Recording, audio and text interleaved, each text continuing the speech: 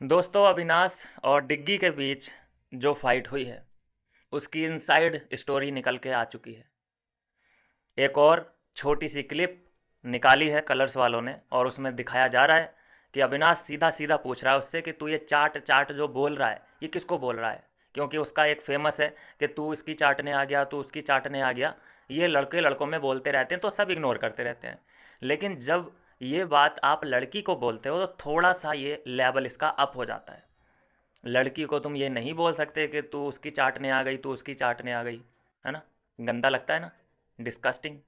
लेकिन वहाँ पे जब ये पूछा गया उससे, साफ साफ पूछ रहा है वहाँ पे अविनाश के तू ये किसको बोल रहा है, तुम दोनों को।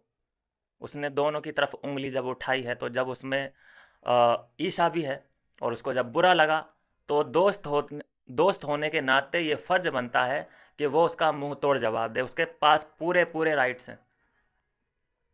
यहाँ कोई ये नहीं बोल सकता कि अविनाश किसी दूसरे की लड़ाई में कूदा है फुटेज वगैरह लेने के लिए। भाई वो दोस्त है उसकी, उसके लिए स्टैंड लेगा, मुंह तोड़ जवाब देगा वो। और मेरे हिसाब से जो किया है ये, अगर यही बात है, इनसाइड स्टोरी यही है जैसा कि दिख रहा है, तो बिल्कुल ठीक किया है। उसे इस बात की सज़ा मिलनी चाहिए थी। लड़की अगर तुम्हारी दुश्मन लड़की है तो तुम उससे इतना गंदा वर्ड यूज नहीं कर सकते हो कैमरे पे। जब ये कैमरे पे मतलब दुनिया के सामने इतना बोल सकता है लड़कियों के बारे में, तो पीठ पीछे क्या करता होगा, ऑफ कैमरा क्या करता होगा। अभी कुछ लोगों का मानना यह है, जो सोशल मीडिया के ठेकेदार हैं उनका मानना यह है कि अरे ये जो भी लड़ाई होती है ये तो ईसा लड़ाई करवाती है, अविनाश को नचा रही है अपने इशारों पे। वो दोस्त है उसका, दिमाग उनका क्लियर है। दोस्त दोस्त के लिए खड़ा नहीं होगा तो और किसके लिए खड़ा होगा। अगर अविनाश ईशा के लिए खड़ा होता है तो वो उसके इशारों पे नाचने वाला हो गया। और एक लड़ाई हुई थी, आपको याद होगा, जब चुम ने साला साला करके अविनाश को बोला था। तो चुम की लड़ाई थी, अविनाश की लड़ाई थी, तो बीच में करणवीर ने क्यों एंट्री ली। वो तो साइड कैरेक्टर था उस वक्त। तो उसने क्यों एंट्री ली जबकि चुम उसकी दोस्त भी नहीं थी। तो वहाँ पे मतलब ये है कि चुम और करण अगर कुछ भी करते हैं तो वो जस्टिफाइड हो जाता है, सबके दिमाग नॉर्मल होते हैं। लेकिन वही कोई चीज़ें, ऐसी सिमिलर चीज़ें अविनाश और ईसा करते हैं तो वो कह दिया जाता है कि ये इससे इन्फ्लुएंस है, ये इसकी चमची है या वो उसका चमचा है। जबकि चमचे पने वाली बातें कौन कर रहा है हम सबको पता है। मतलब हमने कभी नहीं देखा कि ईसा उसके बालों को ट्रिम कर रही हो अविनाश के, या अविनाश की पीठ मसाज कर रही हो। अरे भाई, जब वो टाइम गॉड का टास्क हुआ था उसमें जो सूझ गया था वो, तब भी उसने कोई ऐसी मसाज वगैरह जो होता है रेस्ट के बाद कुछ भी, मतलब कुछ नहीं किया उसने। और आप एक चुम को देख लीजिए, दासी की तरह बात मानती है। पीठ मसाज से लेके कहाँ कहाँ के बाल काटती है वो तो। कैमरे के सामने यहाँ यहाँ के बाल काटती है, ऑफ कैमरा कर दो फिर देखो कहाँ कहाँ के बाल काटेगी। और रिप्रेजेंट किसको कर रही है? अरुणाचल प्रदेश को रिप्रेजेंट कर रही है। वाह।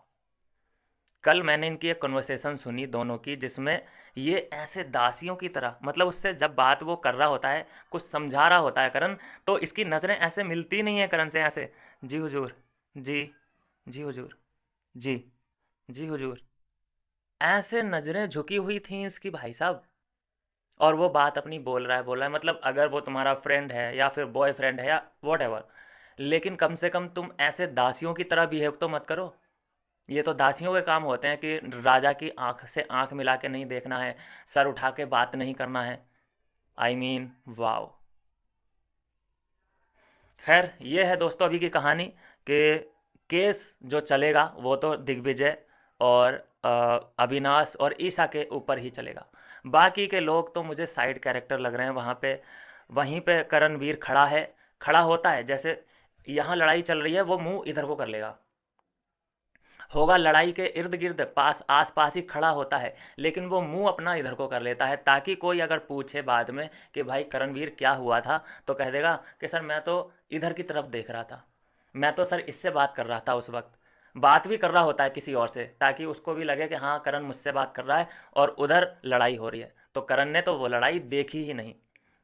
जबकि करण की पूरा जो सेंसर होते हैं, पूरी बॉडी में जितने भी सेंसर होते हैं, सब उस लड़ाई की तरफ ही लगे होते हैं। इसको मज़ा आ रहा होता है कि ये आया बढ़िया सिनेमा।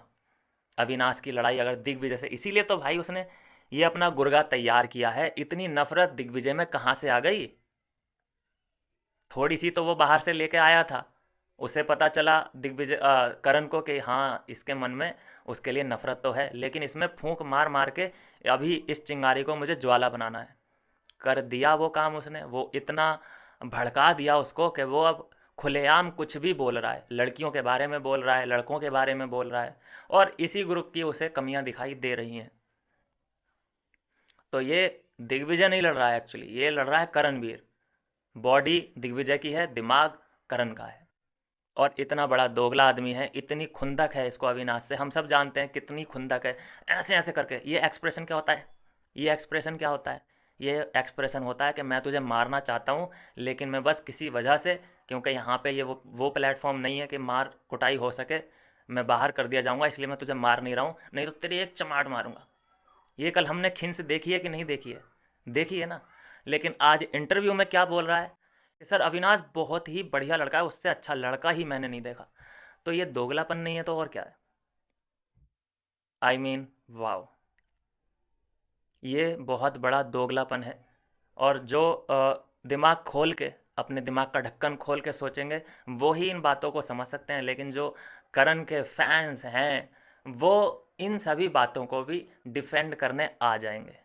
और जब उनके पास कोई कुछ भी रिप्लाई करने के लिए नहीं होगा, तो आप देखना दोस्तों, गालियाँ लिख के भाग जाएंगे। मिलता हूँ नेक्स्ट वीडियो में नई अपडेट के साथ।